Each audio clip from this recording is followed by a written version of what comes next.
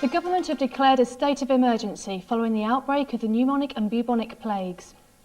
The worst catastrophe ever to strike the nation reached St Neots in 1349.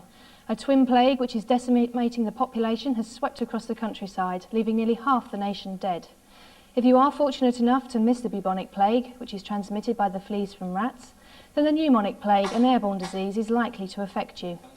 Whole villages have been wiped out, and the only way to avoid contracting either of these killer diseases is to avoid all contact with anyone outside the towns or villages. Many townspeople, villagers and monks have died, leaving both trade and farming seriously affected. Cows are unmilked, fields unharvested, and much land has reverted back to grazing. Locals are blaming the French who've been living at the Priory since 1113. They feel that the 100 Years' War with the French has encouraged them to bring the disease over to weaken the country's resolve. The other cause being cited is that the devil himself sent it because of the godless society that England has now become. Things are so bad that the epidemic has been classed as the worst ever and has been named the Black Death. Our correspondent Pam Townley is with one of the survivors of the epidemic. Pam, how are things in the town? Well, Terry, things have not been good here in St Neots, although the locals do feel that the corner has now been turned with no new cases being reported in the past month. Over half the town has been taken, both rich and poor. It seems that the devil doesn't discriminate.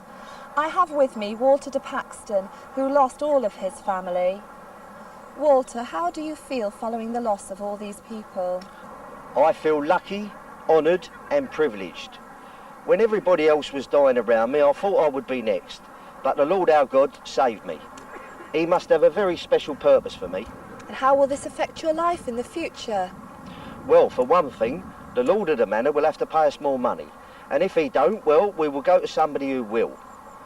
I feel that the reduction in population has freed up the market economy, allowing greater movement of workforce between employers. It's a case of supply and demand. You clearly have a firm grasp on the situation. Am I right in saying that you can ask for higher wages? What if the Lord refuses or tries to punish you for this attitude? Well, that's what I said, wasn't it?